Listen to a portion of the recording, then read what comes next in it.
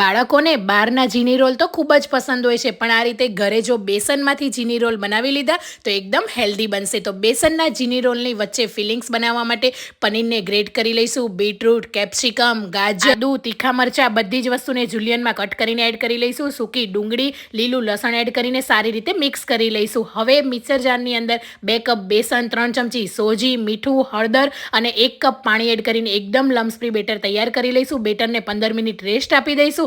Better એકદમ સરસ રીતે તૈયાર છે. તવા પાણી એડ કરીને ક્લીન કરી લઈશું. 2 ડોયા જેટલું બેટર એડ કરીને વાટકીની મદદથી સ્પ્રેડ કરી લઈશું. ઉપર થોડું તેલ એડ કરી લઈશું.